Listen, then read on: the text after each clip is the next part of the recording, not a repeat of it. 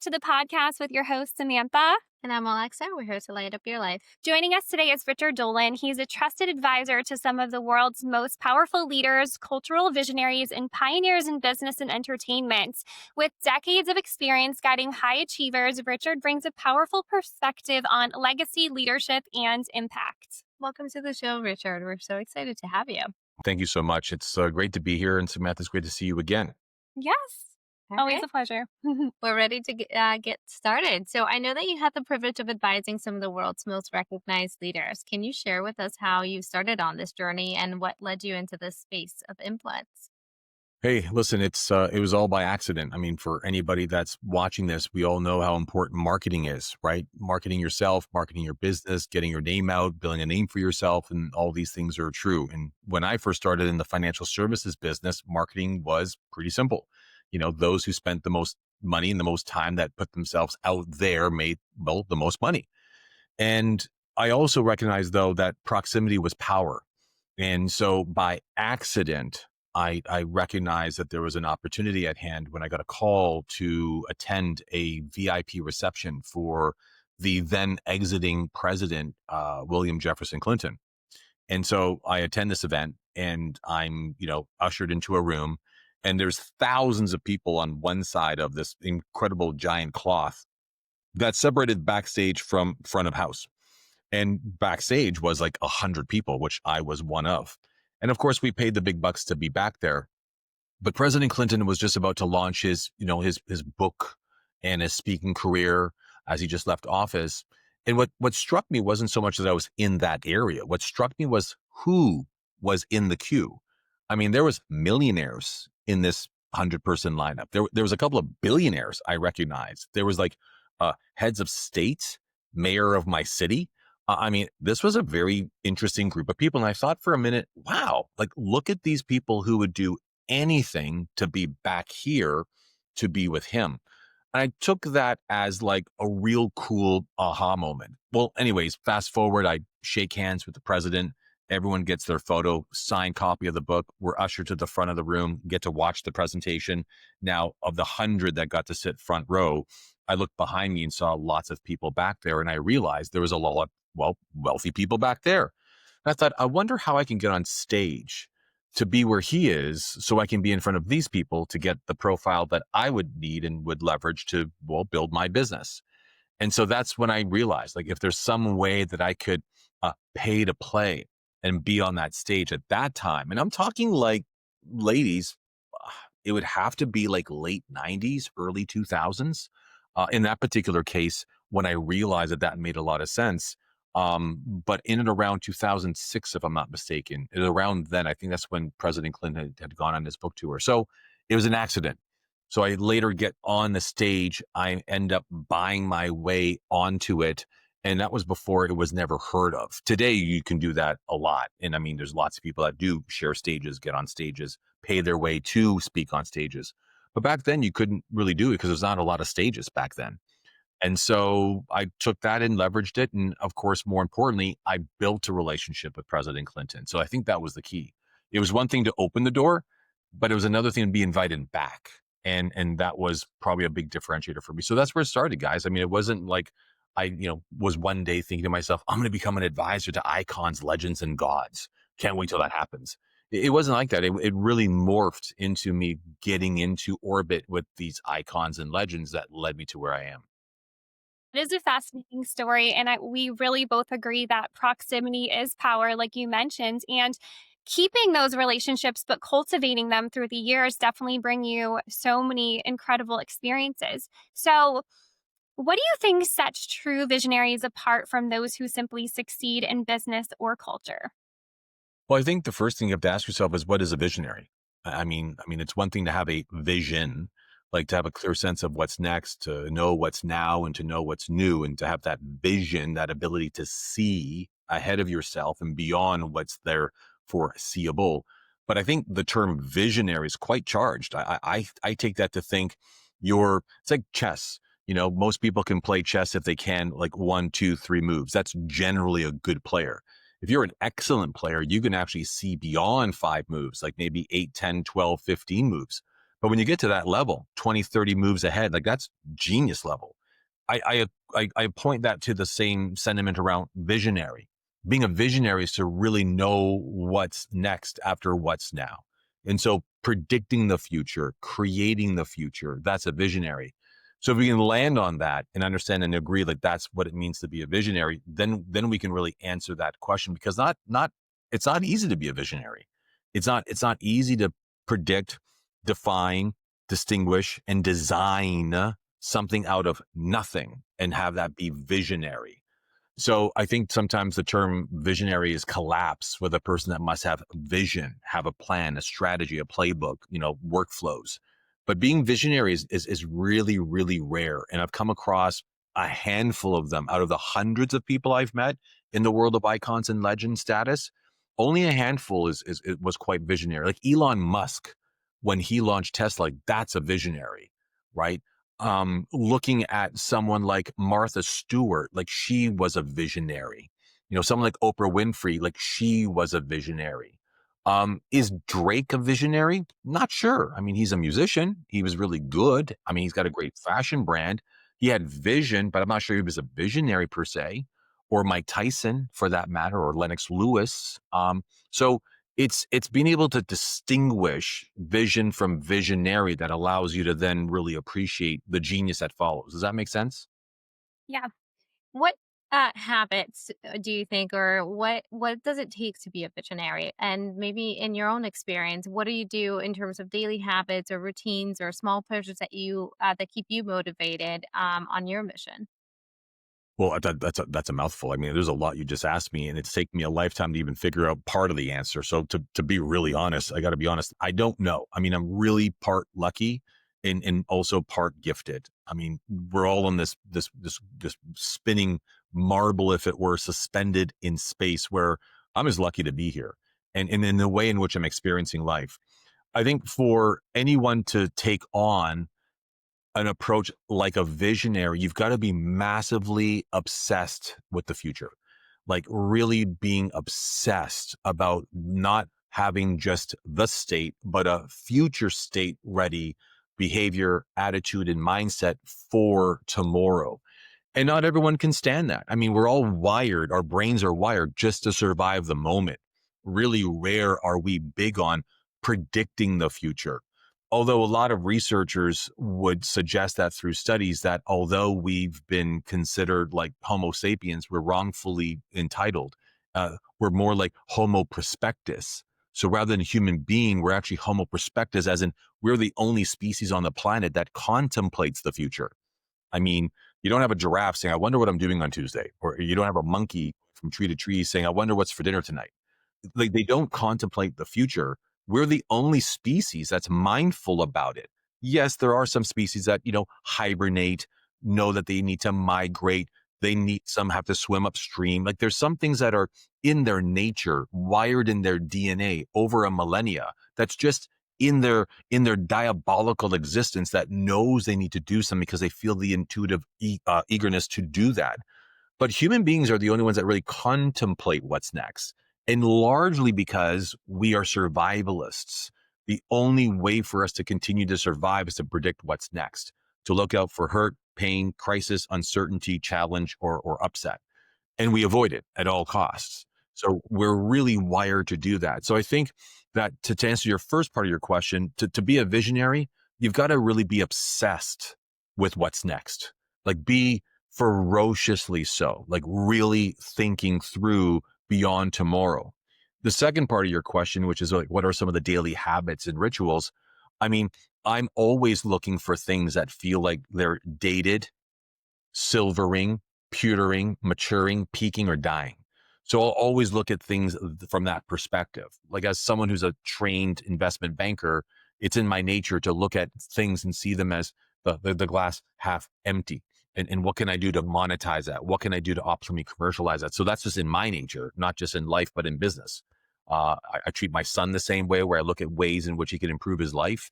And not just because I'm a coach and I'm a father and I'm a mentor and a friend, but also because I'm obsessed with efficiency, which is also a function of being obsessed with the future. So I think in terms of habits and rituals, I'm only committed to the habits and rituals that really only light me up, keep me healthy, let my mind stay strong, and let my body, mind, and soul feel honored. If I remain aligned with all those things, then that matters. Do I drink a lot of water every day? Yes. Do I sleep at least 8 hours a day? Yes. Do I believe in exfoliation and night creams? Yes. I think self care is important. I think that rest is important. I think it's okay to skip workout days. I think it's important to walk every day. There's some really rudimentary things that we should and have taken for granted, but we should in fact place into our ritualistic habits. And I think that's important to mention. Yeah, I love all that. The really cool thing about humans, our mind doesn't know the difference between if it's already happened or if we're just rehearsing it, right? And or visualizing it. So we're curious to know if you do any visualizations to, have your future come to fruition before it even happens. That's a really interesting statement that you make because, Samantha, a long time ago, I had had the opportunity of working with a number of people that were a part of the assembly team and creative directorship for The Secret. And The Secret, if you don't recall what it was a huge movement when it first became available. In fact, it was one of the largest, most successful downloads that was the first to be so through a dial up system. So I might be dating myself. Everyone might be saying, like, what's The Secret? But it was a very cool movement. And my dear friend, he passed, Bob Proctor was the brainchild behind it. And, I spent many, many great nights at Bob's place on Proctor Avenue in Toronto, which we're both from. And one of the cool things around that is meditation and visualization and envisioning all lives in that same world of vision board, of projecting future, of seeing it to believe it, to achieve it, thinking and methodology. And it's not to say that none of it works. For me, I feel that when I obsess over and meditate on many things, it does a couple of things that are correct. And I'll give you an example of what they are. It begins to calm my mind that whatever I'm meditating on or centering my mind for is familiar. So when I do, for example, stand in front of an audience of 10,000 people, if I know that that's what I'm going to do tomorrow, I'll think on it before I do it. And I can picture it and I can envision it. And why I'm doing that is because when I do stand before that audience, my mind already knew I was there. To your point, Samantha, because I had already envisioned myself there. So my heart is racing, but not pounding. My blood levels are going up because of my heart rate and pressure is too, but not to the point where I can't manage it. So I've already familiarized myself through the presencing of myself through the vision. What I'd really much rather do is I usually practice. Where I really hang out more in is preparation and actually rehearsing or going through speeches or thoughts or conversations or presentations or discussions, interactions. And rather than meditating on them, I rather work with them because I think there's a bit of a disconnect between meditation and mechanics. And it's not to say that meditation isn't good. For me, what works is that my body, mind, and blood need to be working at the same rate it must in a day or two or three. So I'd rather do mirror work. I'd rather socialize my presentation to a couple of friends. I'd rather test my sound bites to see where they land and wonder where the chuckle comes from. If I only envision it by meditating upon it, I'm not getting real feedback to see exactly where that lands. So I'd rather practice it rather than pray upon it. I'd rather see the vision in action rather than see the vision only in my mind. So it's not to say that I'm still keen on, breath work and looking at things like meditation, closing my eyes to be having a restful moment. But to be truthful, I have only found myself to be a greater performer in business, in life, in leadership, in speaking, communicating, and connecting, where rehearsing and practicing in real life and real time with small audiences that are controlled and forgiving. Um, that's the best way for me to approach that mindset. I couldn't agree more. I think it's very similar for me where I need to put in the reps to really see the results. And there's nothing like practice, right? We do it in sports, we do it with SAT prep. There's nothing like Thank you for practice. But you So see, but think about that. I want to highlight a point you just made because you're spot on. I mean, think about athletes, many of which I've worked with. Sounds like you're one too. There is a part of the envisioning exercise, but it is coupled with the reps, putting in the actual work.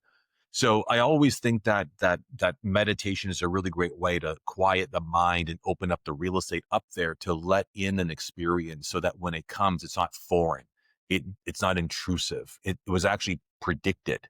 So when it's predicted, that anticipation doesn't let your mind run too wild. Make sense? Yeah, Yeah. absolutely. We need to feel the energy, but absolutely be prepared for it. Well said. Well said. So I know that a lot of people talk about results and growth, but you really emphasize identity, presence, and performance integrity. So how do you help people align with who they are? Well, I think first of all, we need to find out like who are we trying to be and for who? I mean, when you just kind of slow down, because I mean, that's another great big existential question you just asked. I mean, identity is a real big deal. People collapse their identity with what they do for a living, who they're intimately with or married to, even the job they've got, the title they have. And you can kind of get a sense of where the unhealthy imbalances are when they really excessively and disproportionately identify themselves in the world with that thing, that person, or that title. And you notice this when a divorce happens, or the kids move away, or you lose that job. And all of a sudden they're like, who am I? And what I've recognized, especially in this day and age, where people are really struggling to find that out because it's not easy to. We largely now identify ourselves through the channels we follow, the podcasts we listen to, the people we agree with, the opinions we then adopt. And all those things form and forge our perspective in the world. And depending on that perspective, it shapes the world that we live in, but also the opportunity set we welcome. Meaning, if you see the world is kind of like this, then everything only in the world appears through that one particular plane of glass. If you see the world as it's like this, and all of a sudden the world comes through in such a major expanded viewpoint. So I think that identity is a real challenge right now for even younger people. So you've got, I think it's a very multi generational issue for older people that are, let's say, in their 50s, 60s, and 70s. They're going through different stages and states in their life, and people who are in their 30s and 20s and teens are like going through other stages of their life. The difference is we're far less connected than ever before. Even though technology has been doing a great job at hyper connecting us, we still lack the kind of connection that is so humanistically important. Touch, feel, vibrance, energy, kinetic, all that is missing. I once read an article around the importance of bringing back the idea of simply mingling. The word mingle. What an old world. Just mingle. Get yourself in the room and mingle. The idea of being in a room where there's like-minded folks where you're just shaking a hand saying, hi, I'm Richard Dolan. What's your name? And people are like, that's weird. Well, no, that's human. But my point is that whether it was a combination of the pandemic, the growth of technology, and the hyper use of AI that's soon to become super intelligent, we're human beings and need community, communal activity. We need conversation. We need a reason to connect with people. We need culture. We need to feel that energy. And without it, I think that's where the identity crisis will only get worse. Yes, we're actually having a conversation probably last week about how people think it is weird if they just come up to you at the supermarket or say, have a nice day, which we definitely need to change because connecting and culture and community is everything. And I mean, it got you on some of the biggest stages by keeping those connections. I remember going to Rich Speak in Miami. It was a 3-day event with you, and you talked a lot about three things that hold people back in life, which was fear, ego, and judgment. So, can you break down how each of them show up in our daily lives and then what steps we can take to overcome them so we can reach our fullest potential?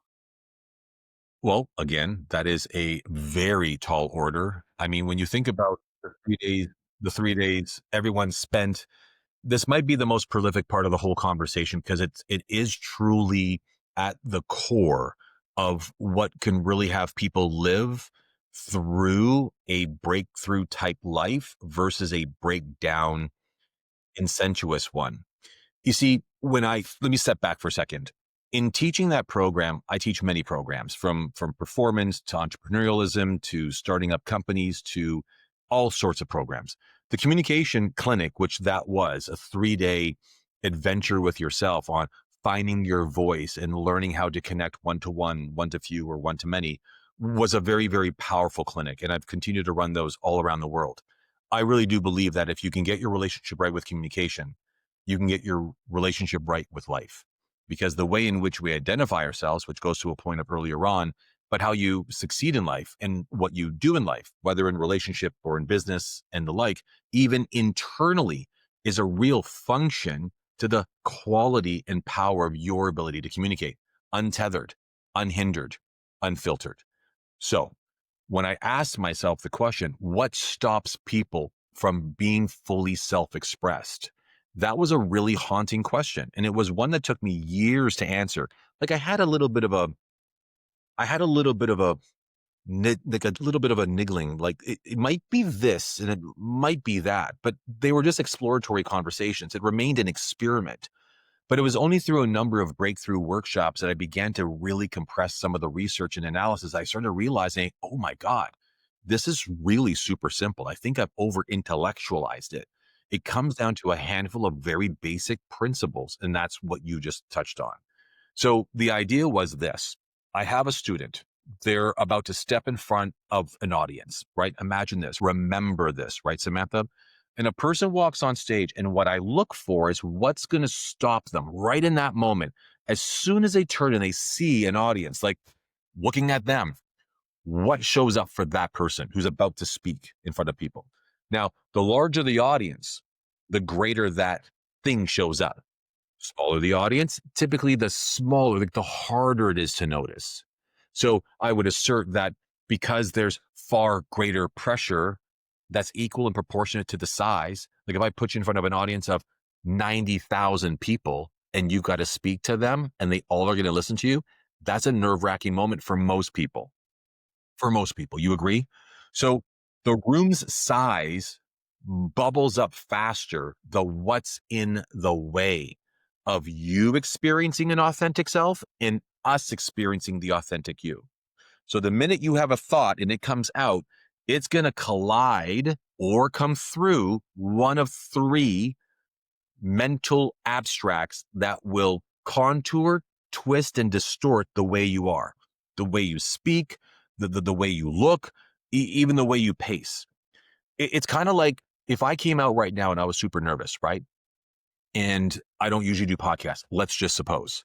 And I came out and I said, "Well, ladies, it's really great to be here, and I'm thankful for the opportunity." Now, I'm not trying to make fun of anybody or anybody's nerve conditionings, but you would notice that I'm clearly nervous, right?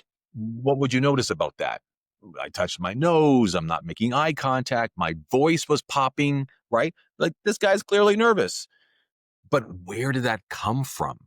Like, what if you can get inside behind the screen and push the buttons or pull the levers and turn that off? That would be cool. That's where the idea of Jeff came from, an acronym that stood for judgment, ego, and fear. So one of those three will show up for you. Where? Usually in the mind. So when I ask someone in front of me, are you nervous, concerned, distracted, and or compressing something? And they're like, well, kind of. Great. Let's work through that. And it's generally one of those three, what I've come to call keepers, the three keepers to be exact. And the three keepers are important to understand as a term because what it means to be kept is your unconscious, subconscious mechanisms that keeps you safe. So it keeps Samantha safe, keeps Richard safe. I have three keepers. You each have three keepers. We all do.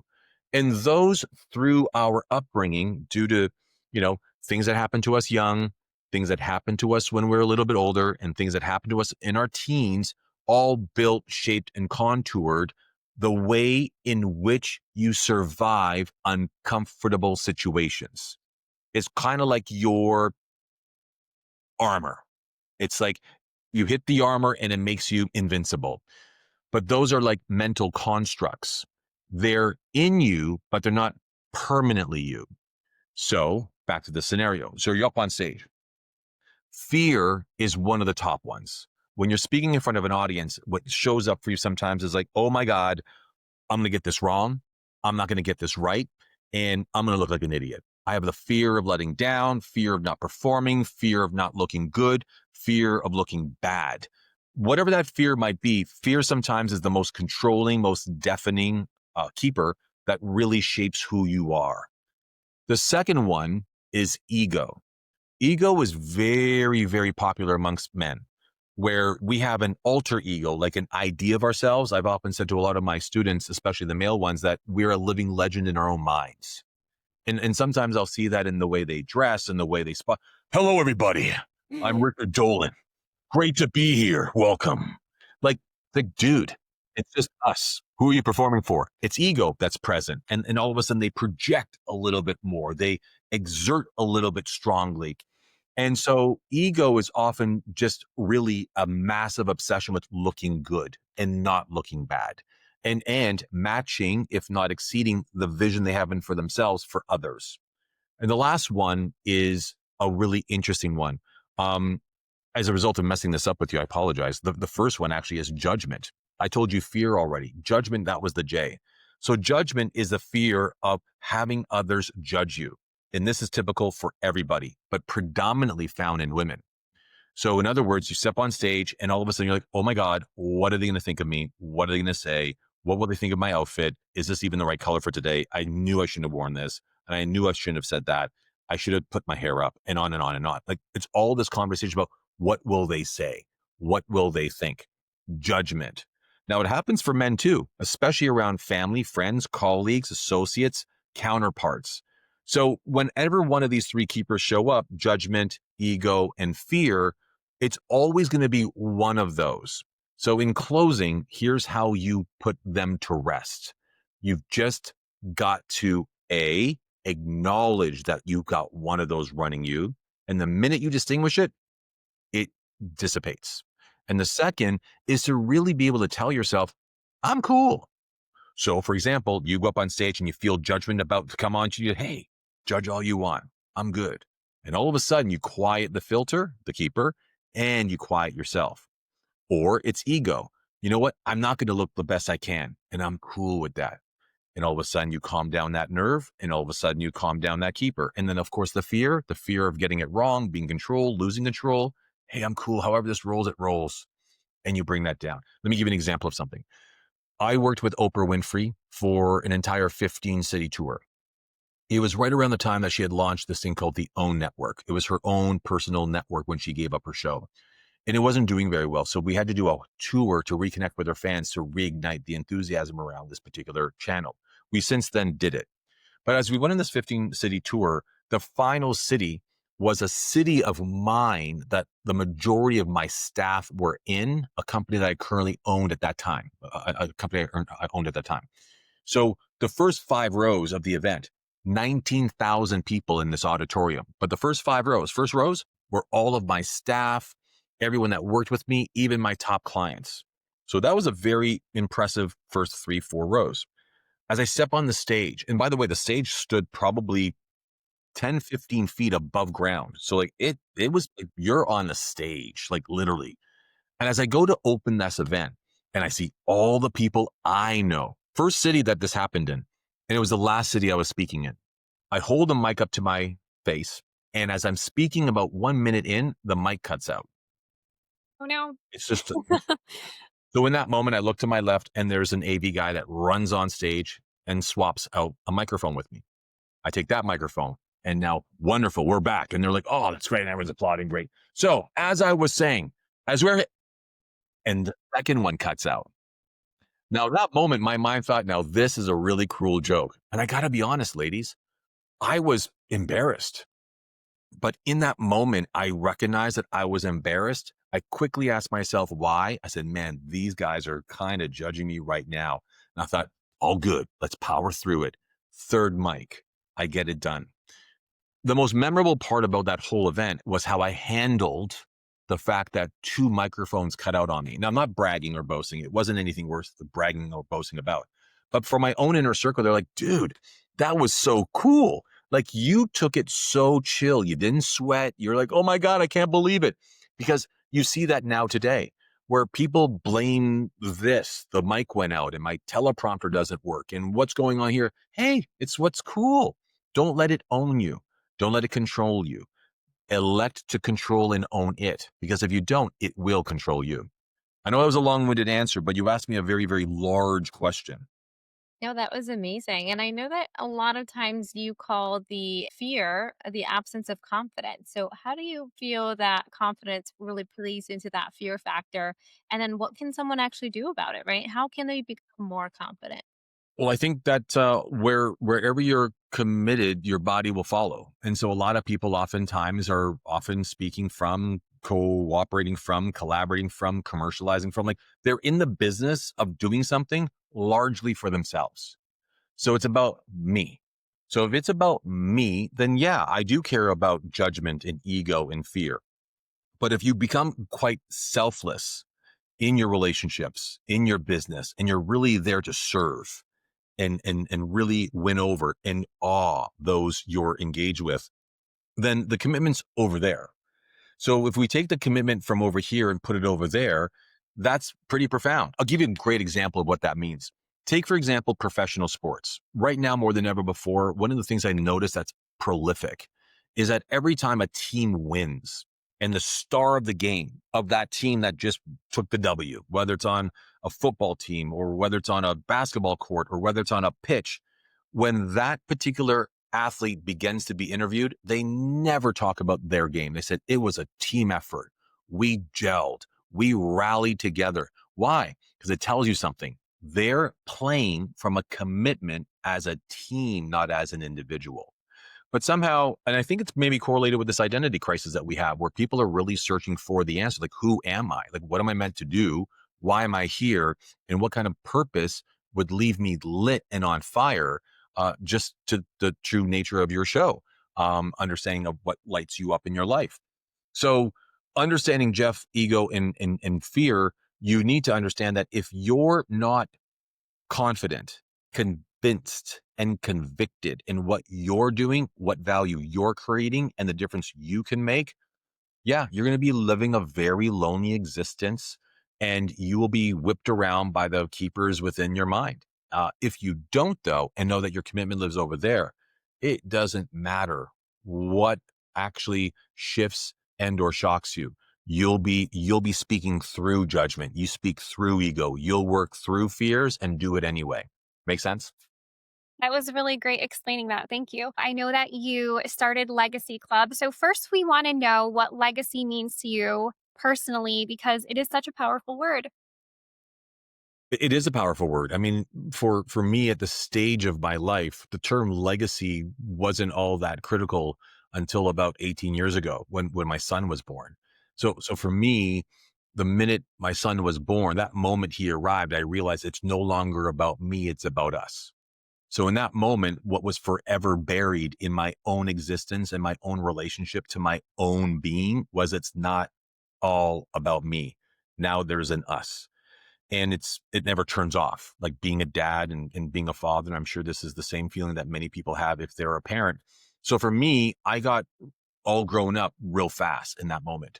So fast forward as we grow, mature, and evolve, you start to think about and reflect on just what your life's about. And the term legacy shows up as a function of what you leave. So this is all very rudimentary, but let me shock you with where it turned really different. You see, I don't know if you can tell, but there's books all around me. If I were to turn this camera back and forth, this whole room is full of collectible books, Harvard classics, the works of Shakespeare right there, original work, all kinds of stuff. These were book collections I bought the minute I knew my son was going to be born. Because I thought to myself, one day when I die, I'm going to leave him a book collection. But it didn't stop there. I started collecting like albums, jazz albums, collectibles, classics. I wanted him to have a great album collection that his father will bestow upon him. But I didn't stop there. I put together a wine collection. I had then a watch collection. I started building a car collection, all kinds of things that I would have to say amounted to a bunch of stuff that one day my son would take as his uh, legacy from his father. Now, fast forward, this is going back a few years, not many, just a handful. And my son was a teenager, a young one, and he was in my office and I'm wearing a watch and we're having a chat. And he said, Dad, let me ask you a question. When did you read these books? I said, these books? He says, yeah. I said, I never read many of those books. Those are collectibles. I wouldn't dare touch them. That's a part of your inheritance, son. He goes, really?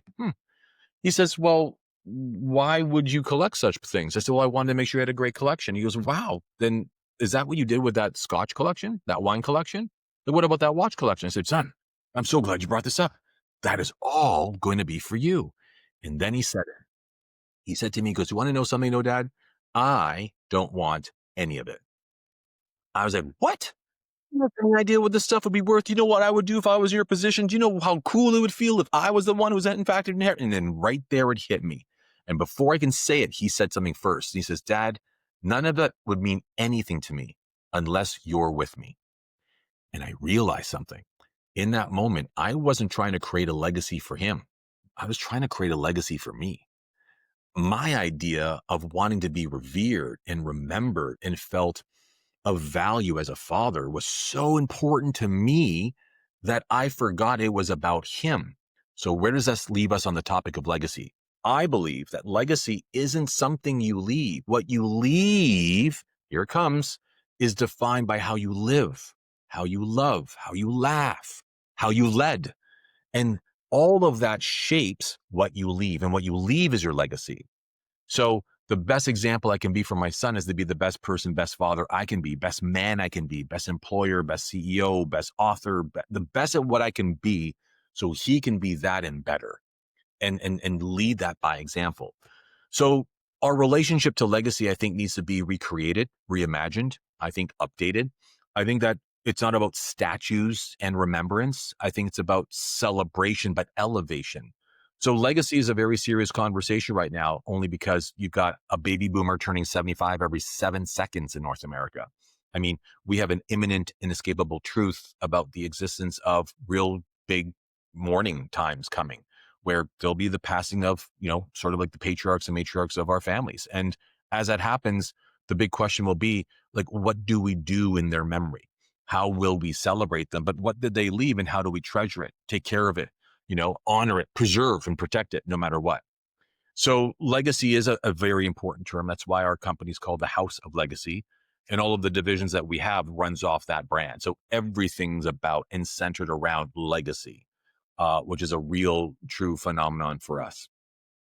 I love that story. That was such a great description of what legacy means to you and then how it applied in a real world scenario. So, we really wanted to learn more about the initiative. Tell us more. What inspired it? Yeah, well, I mean, so the House of Legacy has several divisions. We have an advisory company, we have a wealth management initiative, and then we have a marketing agency, and all of them specialize in the conversation around legacy.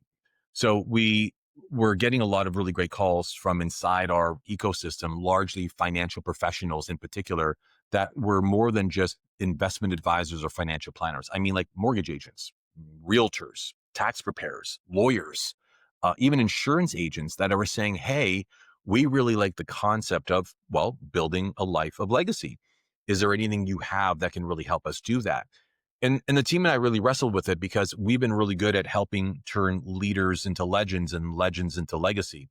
But we had never really focused on entrepreneurs, like business owners per se. Yes, we've had coaches and people who've built speaking programs and really great influencer based businesses, from Grant Cardone to Tony Robbins to Jim Quick to Robin Sharma to working with Brad Lee. I mean, these are all really epic leaders in their own right, and we're grateful to have called them both clients and friends. But more than that, because not everyone can be a Grant Cardone, not everyone can be a Bradley, not everyone can be a Jim Quick. And so we thought, let's step back and think about it. So what we came up with was the Legacy Club, which was a professional network for financial professionals that really wanted to move the needle for themselves on living, so to leave a legacy. And it was a function of really doing three things real well. One is understanding that everything's a function of formula, that everything could be playbooked, and that everything, if followed like a recipe, could produce the results you're seeking. So we launched this thing called the Legacy Club quite softly just recently. And it's all about those who are just getting started, wish to scale, or those thinking on succession. So you'll notice that those are three different stages of three different business types. Admittingly, we have a lot of focus on those who are looking for a succession plan. Like they've owned a business for 3, 5, 8, 10 years, and they're wondering, how do I sell it? If anything at all, is it worth something? We correct that and say, yes, you have a business worth building, therefore selling. The middle tank, the middle vertical, which are those who want to scale, we love that group because they're the ones who really have gotten a very fragmented or disconnected relationship to simply client engagement facing opportunities. So we show them how to increase that. And those who just get started, I just think it's a really big responsibility for us to really help those people start the business right so they don't have to do any course correction. And chances are quite high. Check this out, is that if you start a business the way we can sell your business, you can likely shorten the period of time it will take to not just build success, but sell that successful business.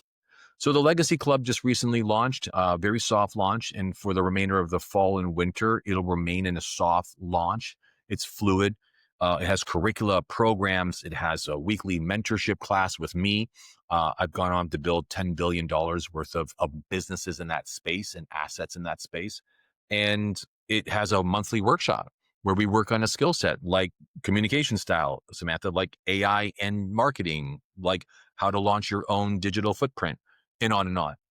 So I'm really delighted about it because at the end of the day, it's going to be a great excuse to hang out with smart, brave, and committed people of building great financial based businesses. So we know, and here's what I'll say in conclusion, it's a really great time to be a finfluencer, a financial influencer that uses social media and platforms like this to be able to get out financial influence and really great content for people to move the needle in their lives and shifting their relationship to money, wealth, and worth. So we're delighted to be at the cutting edge of that. I can't wait to see how many lives you change. And so, to wrap this up, we want to ask you what light up your life means to you. From my perspective, is really being lit up in ways that you can't get from things like a drink, a meal, an interaction, or even an experience. I don't think that lighting up my life is a switch, if it were to be metaphorically, that anyone can touch or get to, not even me. I think that when I think of the term, light up your life, it has to be the most natural, authentic phenomenon that happens for me in a way that really leaves me moved and touched and inspired, with power, with grace, and like with ease. So lighting up my life, which is ironic that you asked that, and it's the name of your show, is actually my calling in life. It's my life's mission that everyone's lit. Because when I walk into a room or I teach a curricula or I lead a program or even work with a client in any way, shape, or form in any domain at all, I have a mandate, which is I'm going to leave that person lit. And the reason why I have that mandate is because if they're lit, I'm lit. So I can't be lit without others being lit too, and lit first. So lighting up your life is, I think, a real great destination for people, and not to live in a realized one day, but I think they should try and aim for that every day. I mean, everyone thinks that life's this thing that you eventually get to. No, it's right now. It's right now. It's like in this moment, this is life right now. So being able to always have that goal, that aspiration, and that aim, that absolute rigor and intention to say, I'm going to light up my life every single moment of my day. It's not about having heroic wins. It's not about taking down epic battles. It's not about coming home and cracking open a cold one and celebrating a great victory of the day. It's about just being happy, being you, happy with the things you did, happy with the things you missed, happy about who you are, happy about who you're not. I think it's a complete acceptance ritual where that's enough to let the light in every single day. And so I think that's what it means to light up your life. I think we've been wrapping up our podcast with that being the final question. And that might have been one of my most favorite responses I've Yeah, heard to date. definitely. So that was It was the best amazing. one so far. That was the best one we've had so far. So Well, the word and I goes. appreciate that. But let me tell you guys something. Let me give you something that's very out of the box, because I know how you guys are going to wrap up your show, but let me say something real quick. I've been around a lot of people who are in fact in the space of producing podcasts and interviewing great people. And I'm grateful that you asked that I be on here. So thank you for that. But why I want to interrupt you is to say this, that it's clear that this podcast lights you guys up in life. And as long as you're doing the kind of work that leaves you lit in the ways in which you deserve and desire most, that will always permeate through your interviewees and like through a podcast platform like this to say, I too am moved by that. I'm moved not just by your questions. I'm not just moved by your level of preparation. I'm moved by the fact that you remain steadfast and committed to lighting your lives up. So you're what I would call a living demonstration of the very theme of show that you're both committed to. And for that reason, I just want to acknowledge you both for that, because that's a very courageous act in life to really pick a really great intention that not everybody is able to not just elect, but commit to and follow through on. So well done to both of you. It's just my hat would go off to you. Thank you so much. That was really meaningful. And you're actually our 80th episode today. So it's exciting. Woo! Yeah. I love it. And one final quick thing. We always do this at the end, and it's just supposed to bring a little bit of fun to wrap up our show here today. So, no overthinking, just a quick this or that challenge. So are you ready? This or that challenge? Let's go. No thinking. It's one word responses. Go ahead. Skydiving or scuba diving? Skydiving. Mm. Success you achieve or legacy you leave behind. Legacy I leave behind. Early bird or night owl? Early bird. Climb a mountain or run a marathon. Both. Okay. Mentor others or be mentored? Oh, both. Building influence or building impact. Building impact. Oh, that was great. For our audience listening to this, where can they find you if they want to learn more about you, Richard? They can always visit me at Instagram, Richard.Dolan. I've got a blue check, so you'll know it's me, not the UFO guy. And if you want to get any more information, download any of our stuff, lots of it's for free. But I'll be always happy to help and assist in any way, shape, or form. But I will make one last comment, which again is also very untraditional for you, I know. But the be mentored or mentor, I will say this to you guys, always we should be both. In our lifetime, we should always be mentoring and always be mentored, because it's just the most beautiful blessing to have, to always be paying it forward, but others want to pay it forward too who are smarter than us. I'm being mentored right now, and I continue to mentor others. So I just want to make sure I say that, because that was a great question that you asked. And I really sure hope that for those who listen, they say, you know what, I'm going to do some mentoring and be mentored too. Always room to grow, always time to give. Yes, that is such a great point. Well, thank you so much for being here today. You Thank you, definitely ladies. love our life and our audience. So, anyone listening to this, we are sending you so much love and light.